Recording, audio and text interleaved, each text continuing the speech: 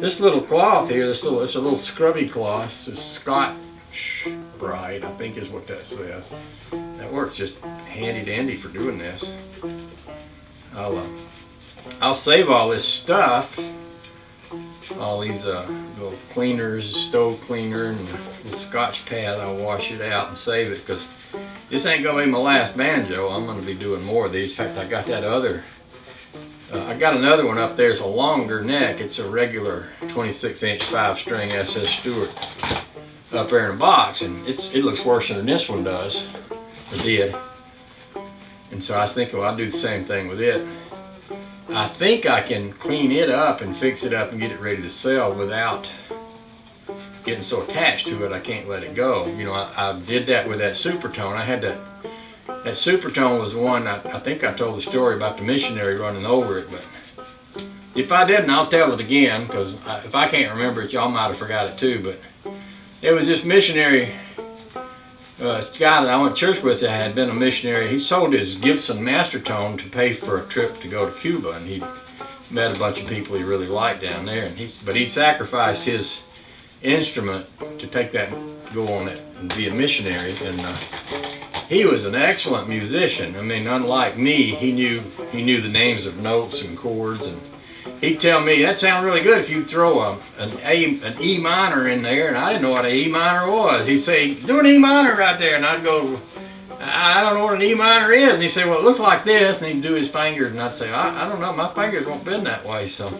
but we still managed to get some music out between the two of us. But where he didn't have a banjo, it just seemed sinful to me for anybody to be that good of a magician and to be out there. You know, he's serving the Lord. I mean, when he's playing in the church, you know, he's serving the Lord with his banjo. He used to go out to, you know, old folks' homes. We do that up here a good bit. I've done it more than a few times. He'd go out to old folks' homes and play. We'd go do it together back in them days, you know, and stuff like that. I might do a goodly bit more of that after I retire. But anyway, I loaned him that particular banjo. We used to have a jug band back then, and him and me and some other folks would be up in front of the church, and he'd be playing that. Sometimes I'd play it. It's a good sounding banjo. But one Sunday after church, he leaned it up against his car, and he was talking to somebody out in the parking lot. And then when he got through, he jumped in the car and drove off. Forgot it was there, and the thing fell down. He ran over the headstock with the side of one of his tires and broke that headstock all up. And he was talking about throwing it away. He got in touch with me. He said, I'm really sorry. He said, I'll buy you a new banjo and just throw this one away if you want to. And I said, no, hold your horses. Stop right there. Don't throw anything away. I said, you can't buy another vintage Supertone like that. They don't sell them down at Walmart. I said, you just bring me back all the pieces that you got, and I'll take care of it. And I actually went out and bought him another banjo. I bought him a better one, gave it to him. And I took that one home, and just like I told him, I said, I'll sit down with a bottle of glue, a bottle of Elmer's glue, and just start praying and piecing it back together, and we'll see how it goes. So that's what I did. And that's that Supertone that I've been playing it a goodly bit, because I restrung it the other day, cleaned it up, restrung it, and played it a little, and I was like, whoa, man, I like this thing. It sounds good. It's a really good banjo. Of course, I knew it was, but you know, sometimes when you got too many banjos or you got too many projects, it's kind of like that rat rod. Things can just sit around, and you don't get a chance to use them all. You work a full-time job, and the only time you got off is weekends, and you just can't play all the banjos or work on all the hot rods or do all the things you want to do, you know, and still make it to work 5 days a week and do your job, you know. So anyway, where was I going with that? I guess I was just telling y'all the story in case I hadn't told it to you before about that banjo and how it came to be. So now that I've played it a little, I'm liking it so much, I'm having a real hesitation about putting it online to sell. So I'm thinking, okay, well, maybe I won't sell that one, at least not yet.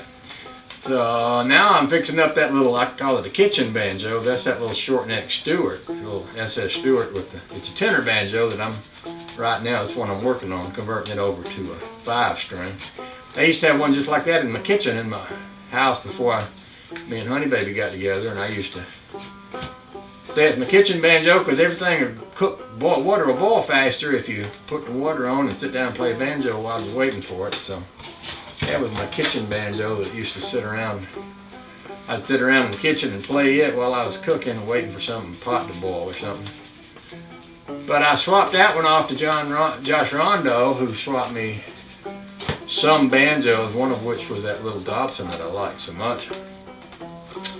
And I actually saw it on eBay a few years after I swapped it to him, because he turned around and swapped it to somebody else, and then they sold it. And somebody sent me, a YouTuber sent me a message, said they saw it out there somewhere. Somebody else was buying and selling it, you know, and moving on along. Getting a lot of usage, a lot of people getting to play it and play with it. I bought this little one to kind of, thought I'd fix it up to replace it with, but I never did, and I was just thinking, well, I'll just put it out there and sell it. But then I thought, well, it looks so bad, I'll fix it up. Of course, you know how that goes. You get it all fixed up, and you sit down with it and play it and think, hey, man, that thing sounds good. I like it. I'm not sure if I want to get rid of it anymore. And then next thing you know, I got another one I don't want to sell. Sometimes, boy, them bolt heads shine up good if you give them a little scrub down. I like that.